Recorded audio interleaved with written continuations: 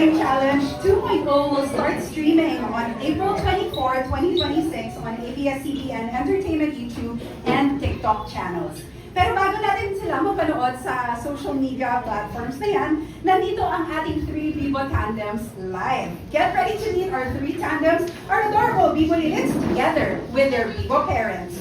First up, we have actress and mompreneur Elise Hoson with her super endearing daughter, Feliz.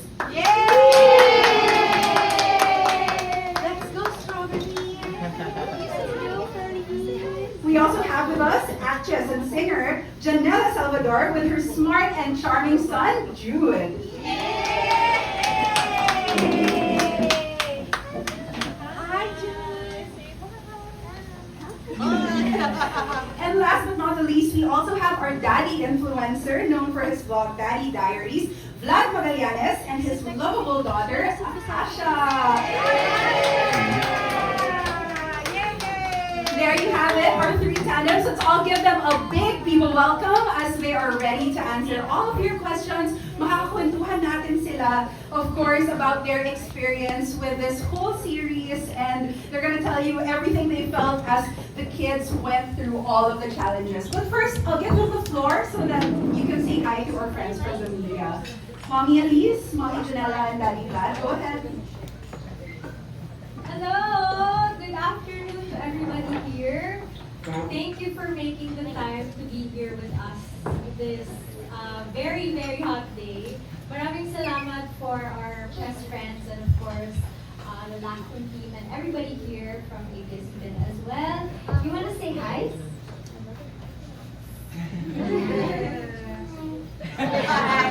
Hi from Feliz.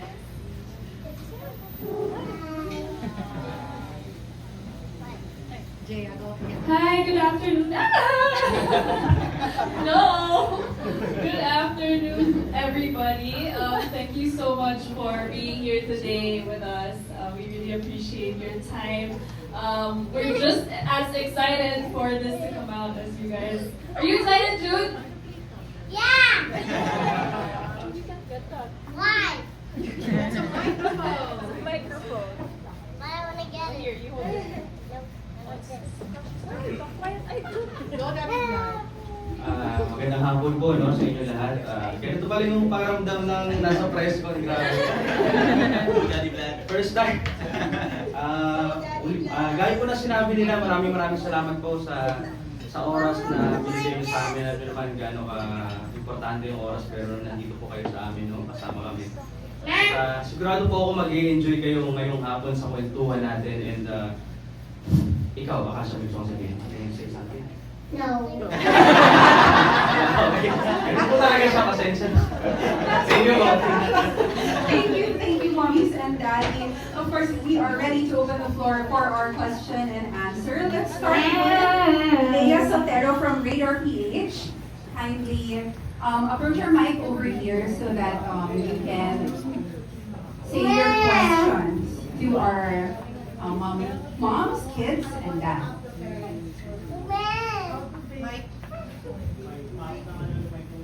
Hello? Hello. Yes. Hi. Leah here. Sorry. I want to ask the parents, how do they manage being moms and dad to their kids, and at the same time doing their showbiz career? I want a bakery. Like you're busy with your engagements, also with your career. How do you manage your job at home? We can start with Elise. I think for a normal parent, mahirap naman po talaga na being a parent. But of course, for us with tapings and other schedules as well, parang yung pagbabalance ng dun is really up to how you prioritize daily. So kumbaga, for me personally, what I do is I manage my priorities on a daily basis. Kumbaga po, for today, for example, we have work, so the priority is work. But it's a bonus na kasama si Billy sa work. And sometimes pwede naman po talaga. So ganun lang.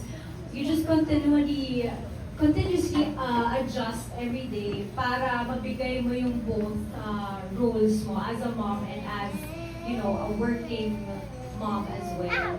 And fulfilling po siya kasi nga, hindi mo kailangan i-sacrifice yung pagiging parent or me as a mom to be able to do work and to be able to, you know, work on my dreams as well. Yeah, thanks.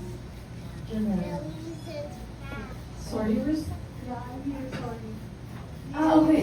Sorry, nahanap. Yeah, sorry. Sorry, what's the question? Kinukulit ako ni Judy. How do you manage being a mom and being a showbiz star at home Oh, okay. at the same time? Okay. Yes. Siguro Ayan. si Vlad can answer that later. Thank you.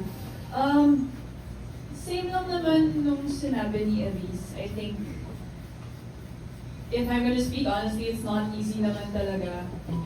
Given na yung work namin requires a lot of our time and we can't always bring our kids to work. So there's a lot of guilt involved for me as a mom na minsan kailangan ko, hindi minsan, maraming beses kailangan ko siyang iwan sa house or hindi ko siya nakakasama as often as I'd like to. Where's my son?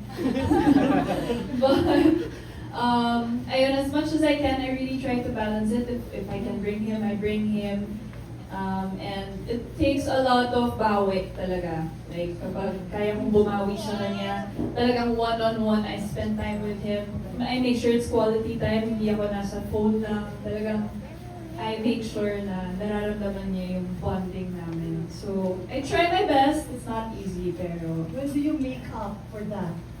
How often? How often? Depends sa work. Depends din sa schedule. Like, kasi hindi naman siya like 9 to 5 regular schedule. So, every time I get a chance, I get a spare day, I spend time with him. Like I when make you sure. shot abroad? Yeah, when I shot abroad. Yes. I actually brought him with me when I Really? shot Under Parallel Skies in Hong Yes. Kong. Yeah, I brought him with me. I try to bring him if I can. Pero if I can't, bawi na lang talaga. Alright, thanks. Thank you, Hello po. Gaya po na sinabi ni Miss Elise and Miss Janela, With your work. yes po, siguro sa amin, wala naman siyang pagkakaiba kasi sa kanila, sa showbiz, siguro sa amin po sa paggagawa po sa bilang content creator, ganoon din po eh, kailangan everyday may isipin ka, ano ba yung content na ilalabas ko, kakain din siya ng oras, no? Pero me and my wife make sure na meron kaming, gaya na sinabi ko nila, balance talaga, no? Kaya for example, no, sa gabi, before kami matulog, sinisigurado ko na kukwentuhan ko sila ng stories. So you have 2 kids? Yes po, Alright. bunso ko si Akasha. So, make sure ko na talagang kailangan before kami sila matulog, lahat ng mga request nila na hindi ko nagawa ng buong araw sa pag-iisip ng content or kung sa mga minsan sumasama rin ako ng misis kapag meron sa mga brands din niya. Make sure na ginagawa namin yung buong request ng mga bata before matulog para at least alam niyo napupunan yung ano nila. Kasi naniniwala po ako na pagtanda nila, yung mga ganong kaliliit na details na pagkukwento, ganyan-ganyan, ang pag-storytelling sa kanila, madadala nila yun hanggang sa paglaki nila. Siguro sa ating mga parents, siguro po maliit lang na bagay yun. Pinakwento ko lang naman, i-invento ko lang ng kwento. Pero sa mga bata, madadala po nila yun hanggang sa paglaki nila. Yun lang po. Can we get the name of your wife and your eldest daughter? Shara Magallanes po, Mommy Diaries, and Olivia Magallanes. The eldest daughter. Yes Alright, po. thanks. Thank you po. Thanks. Ma'am Leah, are you okay? Do you have another question? Okay, thank you so much. Next up, we have a question from our friends sa Daily Tribune.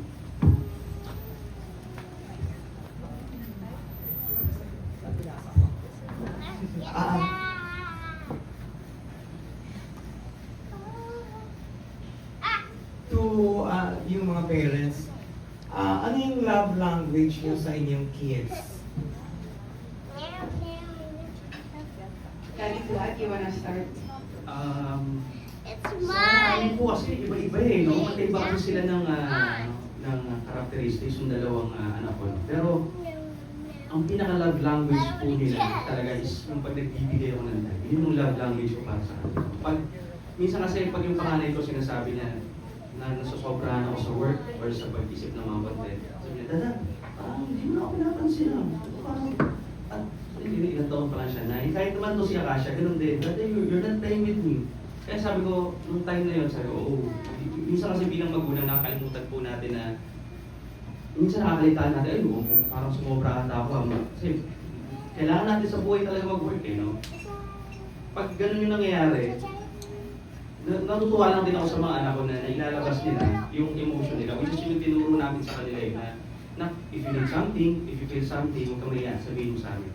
Kaya yun po yung ginagawa, yung pag sinasabi ng mga anak ko na wala kami ng time sa kanila, bumabawi po talaga ako. So yung pagbibigay ng time, yung love language ko para sa kanila. Ganun po. Mommy Janela, love language. Love language. Yeah. For for you and Jude. Oh, as you can see, he cannot sit still. So he loves rough play. I try to keep up with his energy as much as I can. Kumakain ako, pero madami siya nun. Sobrang dami. So, yung love language namin, he also likes watching movies. We watch movies together, a lot of movies. And then you see that they watch Earthquake. He loves earthquakes. He's actually very, very curious. So, ang bonding talaga namin ni Jude, he likes asking questions. And as much as possible, try ko sagutin lahat ng tanong niya, kahit gaano pa ka-random yung mga tanong na yan. Even at night before we sleep, madami pa rin siyang tanong. Kahit nakapikit pa ako sa umaga, marami na siyang tanong. So, ayun yung mga little things na, yung mga bonding namin. And, ayun. Ano pa ba? Medyo challenge to, no? Challenge yung ginagawa ko ngayon. Multitasking. Yes, I think yun lang naman. Most of the time. Thank you. What about you, Mommy Elise? Kami ni Feliz naman, I think what I like to give her is quality time and words of affirmation when it comes to the love languages. Kasi kapag may time and as much as possible, yun nga, I like to spend a lot of time with her. Pero, and also, kapag hindi ko mahanap yung words ko sometimes to express, dun ko rin pinapakita sa pag-spend ng time with her. And also, lots of cuddles, lots of hugs, and then words of affirmation. Kasi, pag wala naman ako and I can't be with her, dun ako bumabawi. Like, I always have to make sure na she still feels my presence and my love for her, even if I'm away. So, yun yung bawi ko sa kanya. I always let her know that I love her through my words. I would always call her, video call her kapag malayo kami sa isa't isa. That way, kahit yun nga, hindi kami magkasama, ramdam pa rin niya yung love ni Mom. Follow-up question. What is the challenge of motherhood or fatherhood that you did not back away from?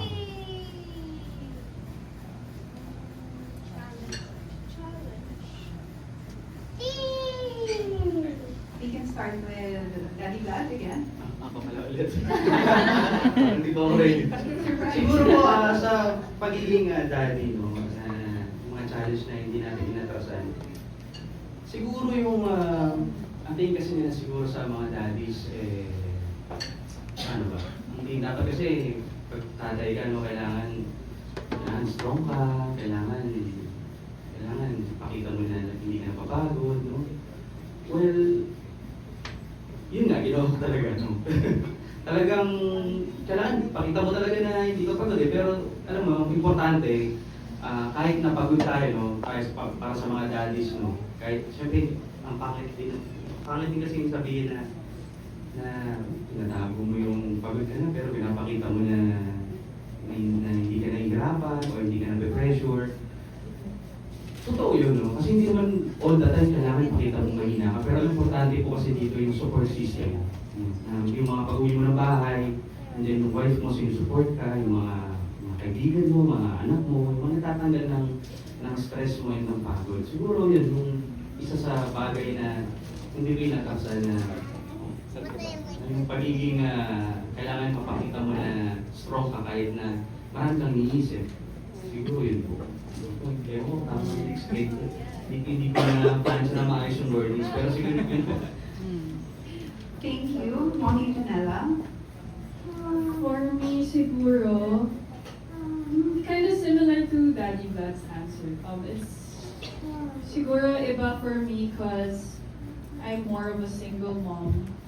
And present naman si Marcos sa buhay ni Jude. Pero most of the time, Jude spends his time with me talaga. Like, I would say 80 to 90% of the times would be. So I think the challenge would be in moments that require it, I have to be both the mom and the dad. In teaching moments, emotional hardships that Jude goes through as he grows up. Kailangan kong kailangan ko balansehin yung sarili ko and talagang isipin kung paano ko siya i-meet doon. And at the same time, ma-meet ko yung emotional needs, all his needs basically, as a parent, as both parents. Although present naman siya, pero ayun nga, there are times na kailangan kong maging both. Kailangan ko maging strong kahit pagod ako. Kahit syempre nagtatrabaho rin tayo, so there are a lot of moments where really I'm just so drained and I want to give up and wow, but ayun, being strong na amidst all of that, and syempre ang number one goal ko is hindi ko mapasa sa kanya lahat ng bigat, lahat ng whatever trauma I have growing up. Wala akong mapasa sa kanya na ganun. Kumbaga, it ends with me. So yun yung for me, yun yung challenge and goal ko. Thank you. What about Mommy Elise?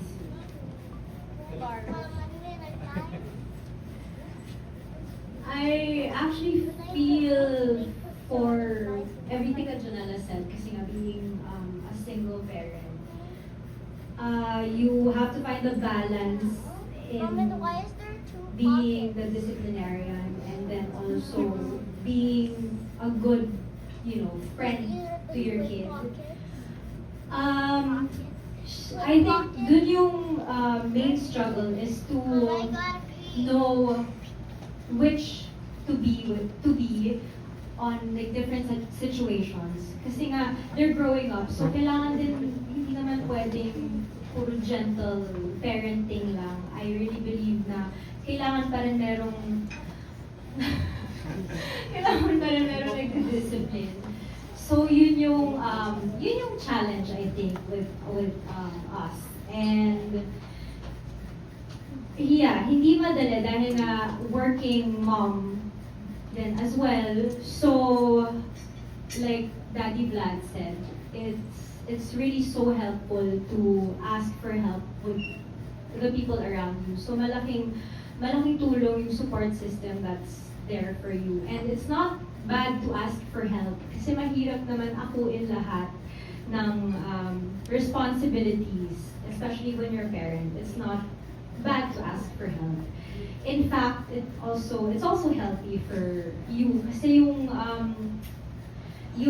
mental health mo as a parent, it has to be actually everything, physical, mental, and spiritual health mo as a parent. You really have to keep it healthy kasi ikaw yung pagkukuhanan ng energy ng anak mo, sa'yo manggagaling lahat. So, yun, it's laban lang. Kasi mahirap maging parent, but take all the help you need from the people around you. Thank you. Thank you, sir. Okay, next up we have questions from Nika Savio from Push ABS-CBN. I'll ask on her behalf. For Janela and Elise, you both established yourselves as prominent actresses of your generation, how does the show offer a glimpse into your lives as mothers beyond the spotlight? Mommy Janela? Sorry, was that again? So, since you both established yourselves as prominent actresses of your generation, how does the show offer a glimpse into your lives as mothers beyond the spotlight? Oh. Actually, I'm really thankful na naging part kami nitong show na to. It's also a really big blessing to both of us, me and Jude. I think it showed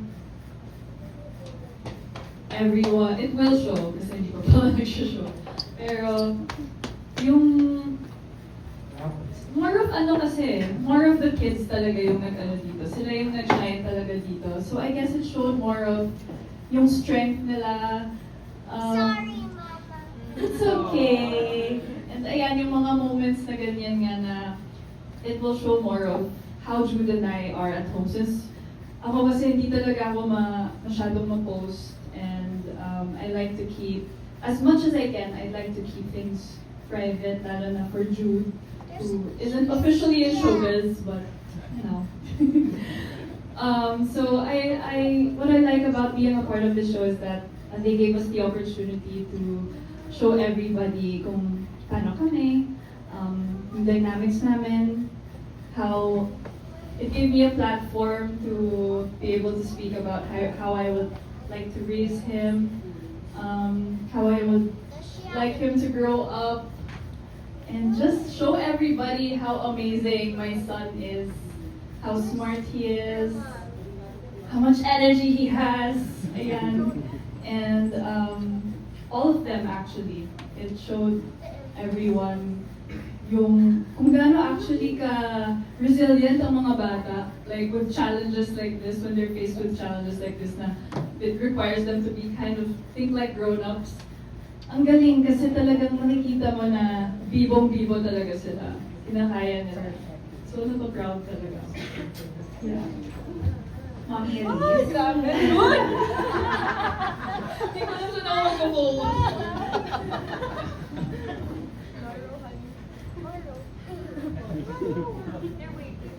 Okay, thank you. Okay. Spidey! Nakakalito yung press con kasi yung mga kids, they have their own thing going on. So, nawawala sa focus yung Bili ko ng ice cream. Oo nga. Kailangan ng konting, ano tawag doon? Paandar. Okay.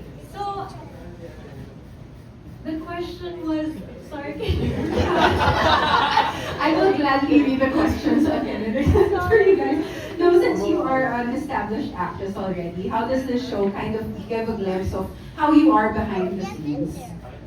So, like what we saw earlier in the teaser, puro talaga, it's the kids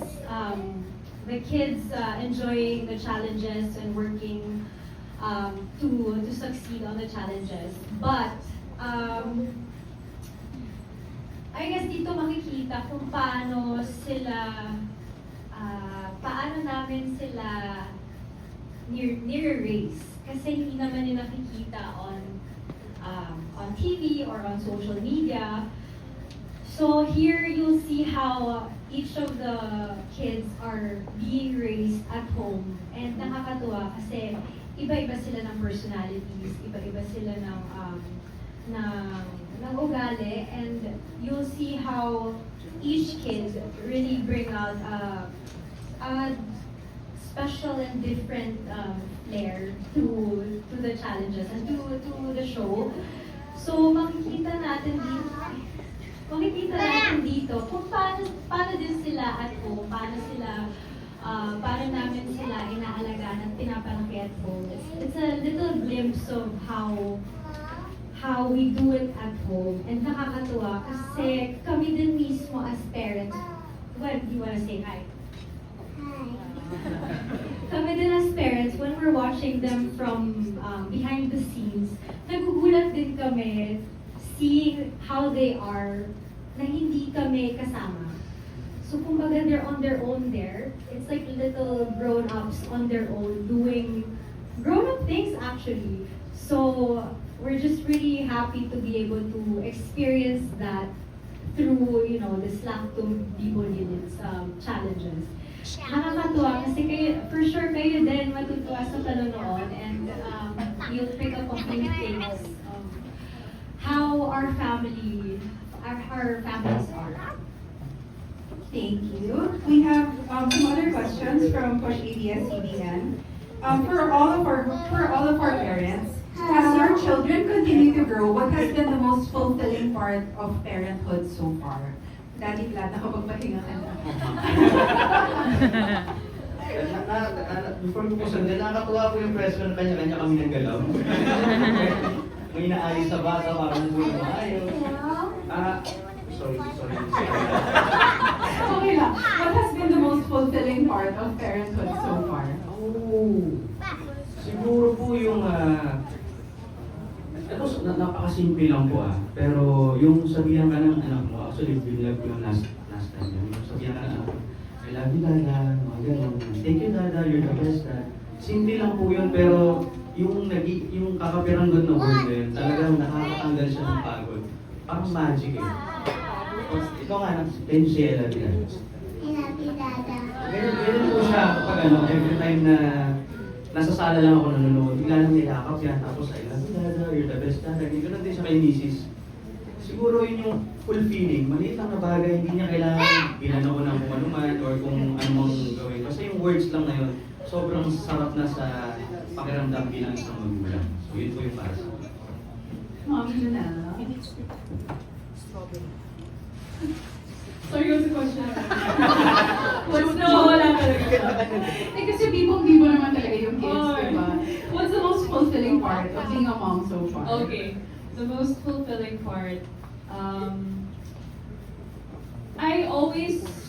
I think ito naman lagi yung sagot ko when I'm asked what the most fulfilling part about being a parent is. I think it's being able to experience childhood with your kid all over again. Parang yun yung privilege na hindi ko in-expect na may experience ko when I became a mom. Kasi syempre it requires you to parang yung mga bagay na nakalimutan mo, like growing up, kung ano yung mga na-experience nila for the first time. I like to really see things through the eyes of Jude para mabantayan ko siya and really experience them with him. And it feels amazing, and it just gives me so much joy to see him grow up and become the person he's becoming, have his own personality, and just develop and live life. Such an honor to be able to raise a human being, to raise Jude. Thank you. Mommy Elise? Okay, parang naaalala ko pa naman yung question. Most fulfilling, yun. Actually, everything that si Daddy Vlad and si Mommy Janela has been saying, it makes, I can relate to it so much, and I think all the parents here could do.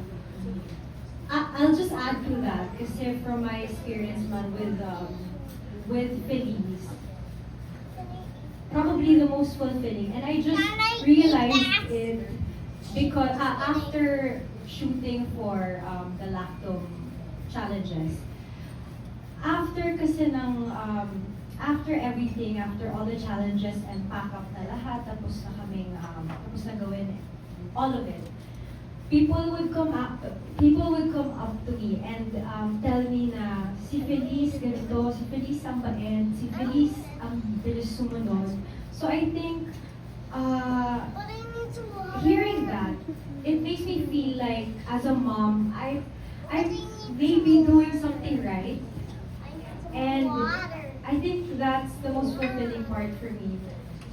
Knowing that she's growing up to be, a very special girl, and people are seeing it. So yun pa lang is already parang a win for me. And parang yun pa lang nakakaiyak na.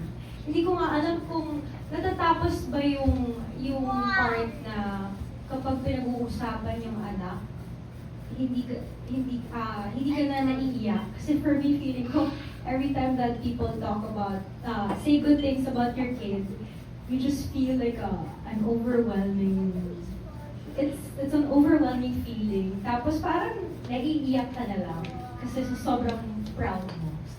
So yun, I think that one is the most fulfilling for me. And yeah. Thank you so much. Next up, we have questions from MC Richard Pagikawan from Pioneer TV. I'll also read the questions on his behalf. For the three parents, how do you decide which part of your child's life to share with public and what to keep private? Mommy Elise, let's start with you. I think I share whatever feels like. And mostly those are the randomest things. And whatever is personal and too sensitive for us as a family, I keep it private. So, makikita nyo, Feliz, I always post about Feliz, but when up to a certain point lang. And then also, I ask permission if she's comfortable for other people to see this video of her. And then that's when I get a go signal na, okay, then it's okay for me to post it. And also, yun, I just give her, even though she's still young, I give her the decision to make that on her own. Kasi at the end of the day, she's still a kid, and feeling that safe space for her still is the most important. I can try it. Thank you. Mama Janela. For me, siguro, almost the same. I guess I could say the same. There are just some moments, again, di ako masyadong ma-post, pero there are just some moments where I'm just so filled with joy that I want to share, like moments of joy. Like for example, his graduation photo, just moments that make me so proud. Just like what Elise said, the light and happy moments. And I also ask for permission kay Jude kung saan siya komportable, kung okay lang ba na i-share ko to sa maraming tao. I always make sure na everything is okay with him because he's a separate human being. He deserves his privacy as well. So, kung ano yung mga sinashare ko, yun yung mga okay. Mga light moments, happy moments namin. Yeah, same lang. Thank you. Daddy Vat. Sa amin naman po, kasi hindi ko, sa amin kasi everyday. So, bilang influencer, ginagawa mo talaga daily. Pero tama yung sinabi ni Miss Liz, no? Ganun yung ginawa namin dun sa eldest daughter namin. Na tinatanong na namin si Olivia, anak, okay lang ba? I-post natin to na medyo nakaramdam kasi sa specific video na yun, si Olivia po kasi parang na-frustrate siya dun sa ginawa niya. So kailangan i-share namin sa mga followers kung paano namin handle yung mga ganong klase ng situations, no? Pag nakita namin na gano'n, nag-ask muna kami ng permission talaga kay Olivia na, anak, is it okay nang makita ng mga na medyo nagka-cry ka dito or medyo frustrated ka? Minsan, may mga tayo na sabihin niya, okay lang. Pero pag sinabi niya na, no, hindi ako comfortable kada, hinayaan namin. So, humingi kami ng permission sa kanya. Ganun. Thank you. This is a very timely reminder, and now it's so hard to navigate with social media and what we show online. Another question we have from Pioneer TV is, for all of you again, what values are you most intentional about teaching your children? Daddy Dad?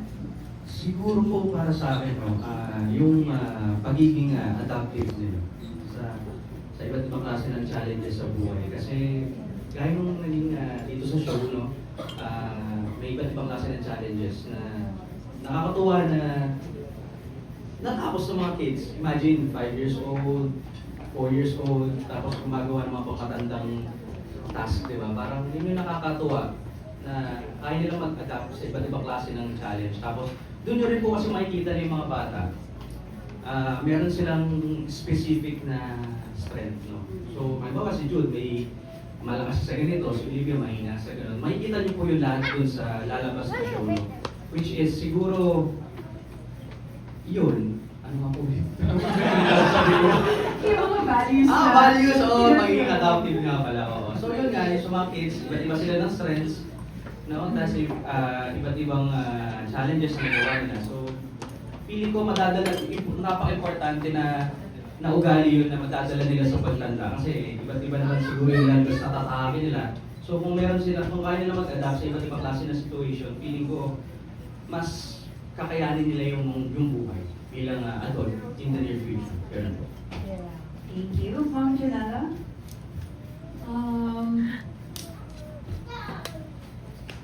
Ang dami, actually wala akong maisip na isa lang kasi ang dami kong values na gustong ma-instill sa kanya. Pero siguro yung mga pinaka-importante for me is, yun nga, same as Daddy Vlad, being adaptive when he's faced with challenges, being able to overcome them on his own as much as possible. But I always teach him rin na when he needs to ask for help, he can always ask for help. Kasi si Jude talaga, hindi ko alam kung bakit siya ganun. Actually, alam ko kasi ganun din naman para. Pero he doesn't like asking for help. And nakita ko talaga yung sarili ko sa kanya. So I try to encourage him na it's okay when you really can't do something, you can ask for help. And I guess being respectful, he's very loud as you can see, but I still teach him na maging respectful siya sa mga tao. And I also, one more thing, I also teach him to be able to stand up for himself. I think that's very, very important nowadays because you'll never know what kinds of people they might encounter. Mahirap na talaga masabi. Sa dami lalo na na-encounter namin sa industry, marami talaga. So I teach him to be able to, I want him to be able to stand up for himself and fight back if he needs to. If he really needs to lang naman. And to be generous. Ayun, yung mga values na gusto ko ma-instill sa kanya. Thank you. Ma'am Elise? Actually, exactly all of that. Kasi lahat naman tayo gusto natin yung mga good values that we learned also growing up. We're able to pass it down to our kids. And also yung Filipino values that we learned growing up. Pero kay Felice, as early as now, ang pinaka-importante na tinuturo ko sa kanya is yung respect. Not just respect for elders, but respect in people's personal space, respect in people's like decisions, like saying yes or no, if they say yes or no, and respect in general, the wholeness of it. Yun kasi once you have respect, parang ano na yun eh, tuloy-tuloy. Madadala mo din as you as wherever life takes you and as you grow older. And yung ibang values, I'm sure the kids are gonna learn it as they, as they age. Kaya, ayun. And I'm happy na here in the Blacktoon challenges. Ang dami nilang natutunan din na skills and values that they're gonna bring until they grow older. Thank you so much. Next up, we have questions from Christopher Purnell. Hello. So my question first for Elise.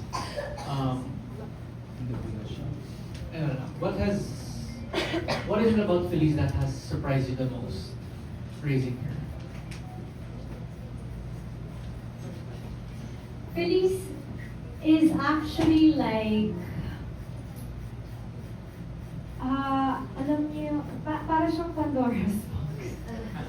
Or you could say every day, it's always a a surprise. Like every day I find out something new about her. But siguro I'll share na lang kung ano yung recently na-discover ko about her. Actually through Lactum also. Nakakatuwa nga kasi dahil iba sila pag outside of our household. So when I'm not with her, and then I'm only looking from from somewhere na hindi niya ako nakikita. Dun ko nakikita na meron pala siyang ganito or meron palang bago na ganito. So for the challenges of Lacto, nagulat ko. It's okay. It's okay. It's okay.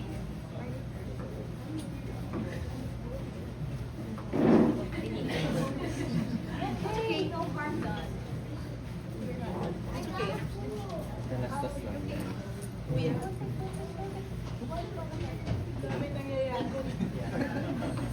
The most relatable press con for parents.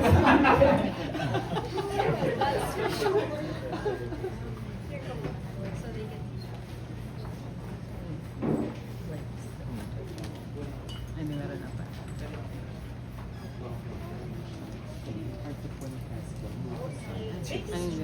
Come here first.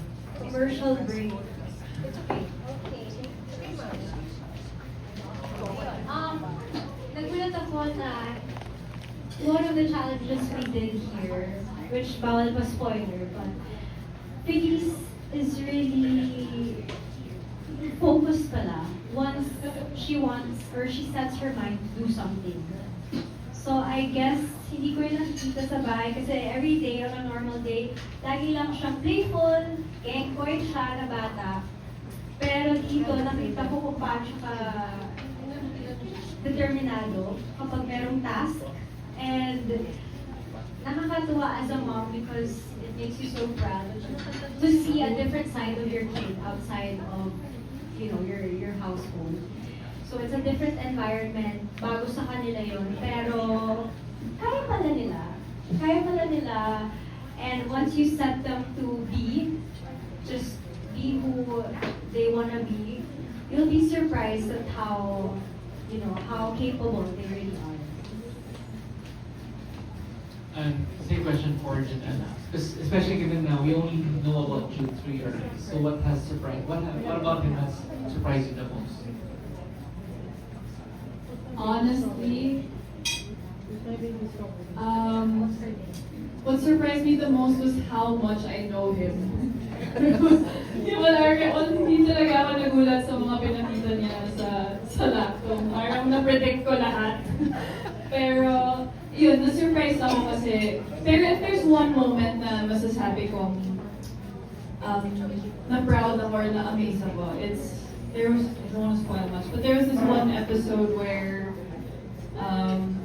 si Jude kasi, sometimes when you're talking to him, you're not sure if he's listening because he really tries to, his attention span, alam niyo na yun, he really tries to notice everything when you're talking to him.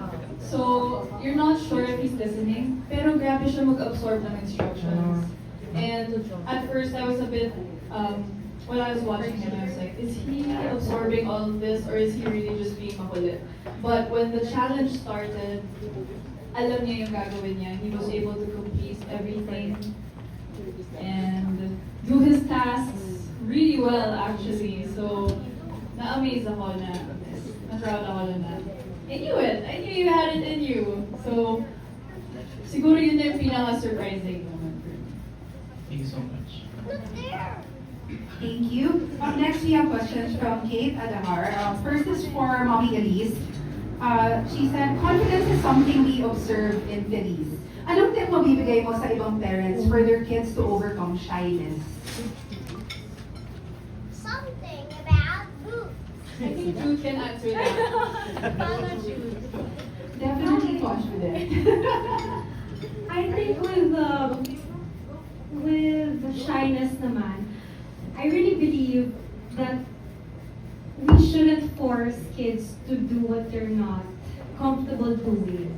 Because at first, syempre, mahirap, actually, kahit naman tayo, mahirap mapilit. But, the moment that you put yourself in a new, new surroundings, new environment, just let them be, and then they'll warm up, and then sila na makaka-feel na they're, safe and comfortable. Tapos, unti-unti mawawala yung shyness nila without force. And then also another thing, kay Feliz kasi, and then another thing that I did with Feliz, I mean it's not naman for everyone, but for me and Feliz, bata pa lang kasi siya, nasanay na siya na she's surrounded with different people. So hindi ko siya nilimit and hindi ako natakot to expose her in different, with different people. So kaya siya mas confident and mas comfortable being, with people. But at the same time, makikita niyo pa rin na decent. Kailangan ng konting kainit muna, warm up bago siya warm up with people. So yung based on personal experience, I guess that's what I can share that's helped us. I never forced her to do anything. I let her, eto na nga, ayan, paikot-ikot na siya. I let her warm up first on her own, and then, exposing her to people helped. Thank you so much, Mommy Elise. Next question from Kate is for Daddy Vlad. Daddy Vlad, you and your wife naging role models sa maraming followers niyo when it comes to parenting. How would you describe your style or technique, and meron ba kayong sinusunod na parenting method? Siguro po wala eh. Wala kami sinusunod na parenting method. Siguro kung ano lang yung normal na nangyayari sa buhay namin, yun lang din yung pinapakita namin sa mga videos namin. And nagugulat kami na marami nakaka-relate, no? So, doon nagsimula yung pag-vlog namin. Nag-start po kasi kami na nag-post na kami ng isang ganito, si Mrs. Then, nagulat kami, dami nakarelate, then nagtuloy-tuloy na. Siguro wala kasing formula sa pagiging parent ko talaga yun. Depende talaga yan sa kung ano yung binigay na sitwasyon sa'yo or binigay na moment sa'yo ng tadhana. Doon lalabas yung mismong solution, parang ganun po yung nangyayari. So, parang po sa amin, thank you po pala dun sa ang ganda ng question na yun. Nakakatuwa na maraming mga magulang na natuwa. Pero, yun po, wala eh. Walang formula, there's no formula, there's no kung ano yung dapat mong gawin bilang magulang. Naniniwala ako na kapag naging magulang ka na, pag nandyan na yung moment na yun, kaya ko pala. Kasi maraming mga tao na nag-iisip, parang hirap maging magulang. Ang dami problems. Pero pag nandun ka na, magugulat ka sa sarili mo bilang tao na yung mga iniisip mo dati, yung mga overthink mo, kaya ko ba maging parents, ay magiging, kaya mo pala. So yun po. Thank you so much. Next up, we have questions from Chad Rosede from Manila Feed. I will also read on behalf. To all the parents, what has your child taught you about life, and how has your child changed you? Let's start with Daddy Vlad again. Siguro po sa akin, sobrang dami po, no? Tinuruan po ako ng, since I become a dad, from Olivia, from Passion, tinuruan niya ako maging matibay talaga sa buhay. Sobrang daming challenges, lalo na nung unang, nung early years ng pagiging parent namin. Napakarami, gaya nung kay Miss Janela rin na sinabi kanina. Muntik na rin akong, alam mo yung sobrang dami ng mga problems. Parang may time na darating na, ano ba ito, parang ayoko na. Parang gano'n. Pero siguro nung nakita ko na may anak ako eh. So meron ng buhay na responsibilidad ko siya eh. So kailangan maging matibay talaga ako. Kahit anong challenges, minsan may mga demons sa head natin. No? Minsan pa-party yan dyan. Pag naging magulang ka na, talagang alam mo yun, lalabanan lang siya daily. No? Kaya ganun ka-importante minsan yung pagiging malambing ng anak. Simpleng I love you dati lang, mga ganun. Parang, sa silence talaga lahat ng mga nasa brain mo, yung mga pag-overthink, yung mga sinasabi ng iba, mga ganun. So yun, feeling ko yun po yun. Thank you. Mommy Janella? Gonna borrow together.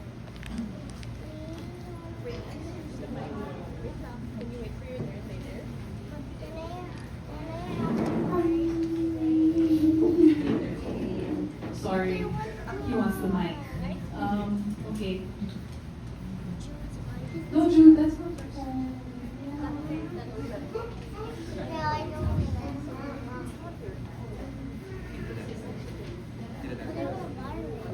Later, I'll give you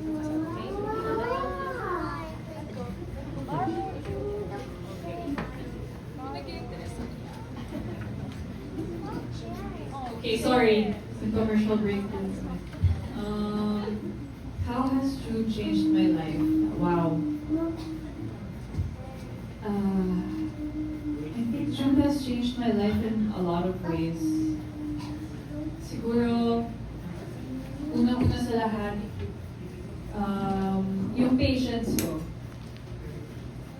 When I got pregnant with Jude, I've always known that I've always wanted to become a mom, and I never felt any hesitation or fear na kaya ko ba to. Parang hindi ako natakot eh. More on, from the start, parang I felt this inner strength na kakayanin ko lahat ng challenges, lahat na mag-arise, kakayanin ko talaga. Pero siguro one of the things that really changed me was patience. Jude and I are very opposite in terms of kung paano kami ng bata. So, he's like a ball of energy. He has so much light. And that I love that about him. People love that about him actually. Because he brings so much light into a room, so much happiness, laughter. He's very silly. And sometimes for me as an introverted mom, that could be draining, especially if you're around that kind of energy 24/7. It's really not easy. Pero, pag mahal mo pala talaga, pag anak mo, lalawak pala talaga yung pasensya mo. You'll be able to see things through the lens of your kid, and with so much love. Parang na-realize ko na, wow, I have so much more love to give pa pala. Kaya mo pa pala. Like, he's like a living piece of my heart extended out of my body. So, yan, makulit na yan. So, I guess that's how he changed my life the most. He taught me na kaya ko pala talaga. Hindi siya madali, pero nare-remind ako araw-araw. Nare-remind ako araw-araw na kayang-kaya ko. Kayang-kaya ko. I'm strong. And he's the biggest blessing of my life. And I will do it all over again. Without a doubt. Thank you. Mommy Elise?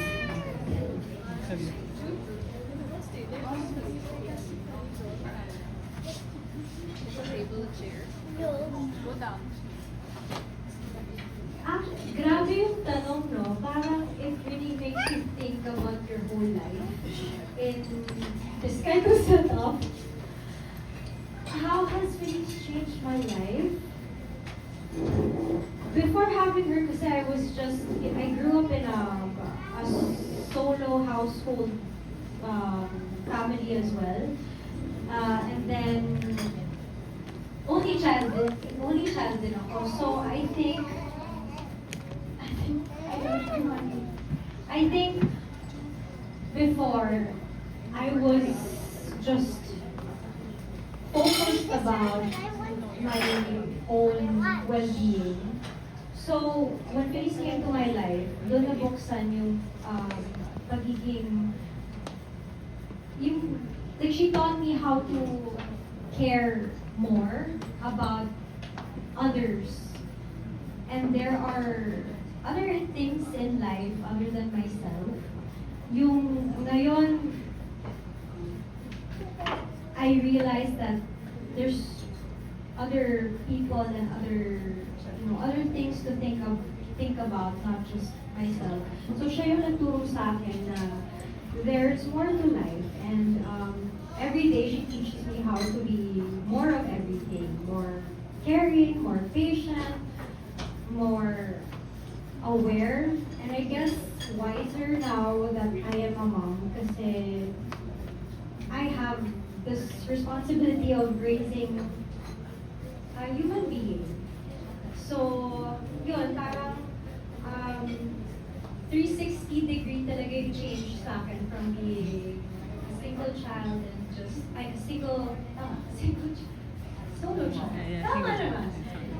And becoming a mother na, unexpected. So, total flip talaga ng buhay ko si Feliz. But I'm really glad that, I'm very blessed that God has given me Feliz as my daughter. Kasi every day she makes me feel like there's nothing else in life that I could have. Her alone is enough. Na yun na yung success for me. Yun na yung biggest blessing for me. And there's nothing more to ask in my life but having Feliz as a daughter. So, yun, every day I'm just grateful for her. Thank you so much. For the next question, anyone can answer this. What makes the Bibolilits Galing Challenge 2.0 different or really a level up from the previous season? Go ahead. Una po kasi last season is parang single task, diba? This time po, sigurado ako na mag-e-enjoy din lahat ng mga manunood nito kasi makikita niyo dito yung teamwork ng mga Bibolilits natin. Imagine 5 years old, 4 years old, tapos may kanya-kanya silang energy levels, may kanya-kanya silang attention span, pero makikita nyo dito yung teamwork. Sobrang na-amaze kami, gaya yung sinabi ni Miss Ellis din kanina, no? Pag nung nasa Miss Janela, pag pinapanood natin sa monitor, magugulat kami na, oh my God, kaya pala nila. So yun po yung aabangan ninyo dito sa Bibolilits natin na 2.0. Yung teamwork, yung detail, nung maliliit lang na detail yun eh. Pero doon kayo ma-amaze na inaya nilang tatlo yung task ng mga pang-adults na. So yun po. Thank you. Related question to Mommy Janela. How much has your relationship with Jude grown since the first season of Bibolilits? Wow. I think Jude has matured a lot from the last season. He's growing so fast and learning so many things so fast. Sometimes I can't keep up. How has my relationship with him grown? I guess, like I said earlier, I'm really just enjoying discovering and getting to know him, who he's growing up into, the new quirks of his personality that just pop up. It sometimes amazes me, and I really make sure na I encourage the positive things that come up. I don't, like sometimes kasi baka we say things that might discourage our kids to be themselves. Parang pag palagi mong sinasaway, parang yung self-expression nila na napipigilan. So I make sure na I-encourage ko na, okay, if that's how you feel about something, you don't have to feel the same way about the same situation. So, I encourage him to be himself. So, I guess, ayun, na-enjoy ko lang talaga na ma-experience yung growth na now he's a lot more mature. Thank you. Next question for Mommy Elise. What lessons would you like to impart to your fellow moms in the second season of Bibolilits?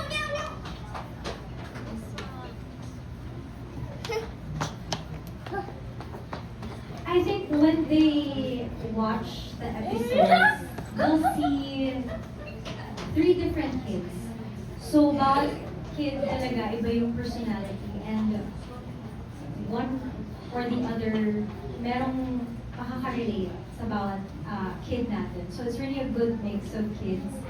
And pag napanood nila to, doon nila makikita what kind of life skills that are needed for, you know, the future. Kaya natin ito ginagawa. Kaya tayo nandito. And that's why we have this, the Bibo Lyrics Challenges. Kasi nga, but through watching it, you'll already take on a lot of lessons from it. So I guess, ako ngayon, ang hirap magsabi ng anong matututunan nilang lessons without showing it yet. So I guess, it's exciting and wait and see kasi ang ganda talaga ng combination of the kids and the challenges and everything that we can learn from this season. And plus it's so fun. Ako ba mismo I have to lesson from me personally? Or did that answer the question? Answer the question. Thank you so much, Mommy Elise. We're down to our last few questions. We have a couple of questions from Glenn Sibonga from Showbiz Bonga. Is your Glenn here? Wala. Wala. Okay, I will just read the questions then. For Janella and Elise, in doing this show, Bibo Lyrics, ano yung mga bagong na-discover niyo sa sarili niyo? At meron ba kayong na-discover na bago sa mga anak niyo?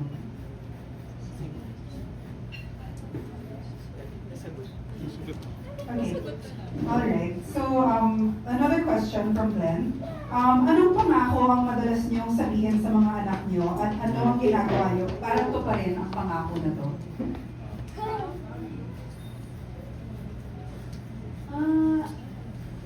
Marami kasi yung pinapangako sa kanya. Kailangan i-bribe yan minsan.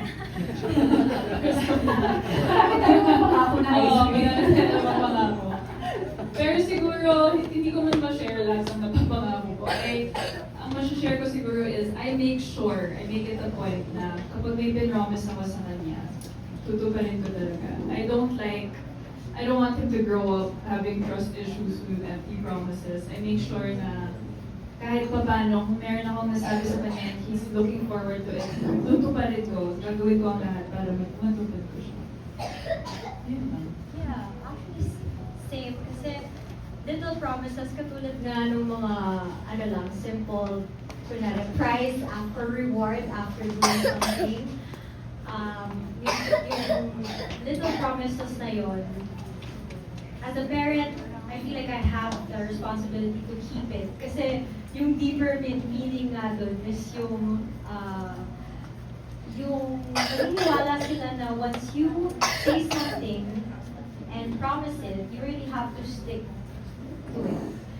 So, bata pa lang sila ngayon, pero syempre, dun magagaling na pagtanda-tanda nila, yun yung na-instill na lesson sa kanila and I guess like, they will remember it. So, nothing in particular like a big promise, but maybe like small promises like that, I guess. Ina-add lang yung explaining the importance of promises and keeping it. And lagi naman dapat to keep the promises with our kids. Thank you. Daddy, I want to answer the question also. Sorry ma'am. Ano yung mga promises na madalas mo sabihin sa anak mo? Gaya po sinabi ko sa Janela, ganoon din ako, marami kami promises, no? Pero tinuro sa akin ng dati kasi pa nagpa-promise ako sa kanila. Para makakukulit lang ako. Sige, okay na. Pero tinuro ng misis ko sa akin, sabi, ano mo masama yun? Pero ganun ba? Kasi nanay ko ganun sa akin. So yun, inimisip ko ngayon na pag promise ako, tinutupad ko. Kasi nakaka-hurt pa rin talaga ng feelings. So yun, yun. Thank you so much. Next question is for Mommy Janela. Paano ka naghanda para sa program na to? At gaano ka kabibo ng bata ka? At gaano, sorry? Gaano ka kabibo ng bata ka? Ay, nung bata ako, hindi ako bibo. Ako yung opposite ni Jude. Sobrang mahiyain akong bata. Kaya na-amaze ako. Na-amaze ako na nakapag-lola ko ng ganito. Nakaka-proud siya. And ano yung first question, sorry? How did you prepare How did I prepare? as a mom for the challenge? How did I prepare? Honestly, Jude and I didn't really prepare much for it because I didn't want him to have a mindset na parang this is work, this is a challenge. Parang more on siguro, I just told him, I briefed him about what he was supposed to do, a task he was supposed to accomplish. And the rest, siya na lahat yun. I didn't want to rehearse too much or like, I wanted everything to be organic and for people to really see kung paano kami ni Jude and mostly kung paano si Jude as like kung paano niya i-overcome yung mga challenges na yun. So yeah, not much. Thank you so much. We want to open the floor if there are any other additional questions. Or are we all good? Alright. Looks like we are all good. Thank you so much to our friends from the media. Of course, we have to commemorate this special moment.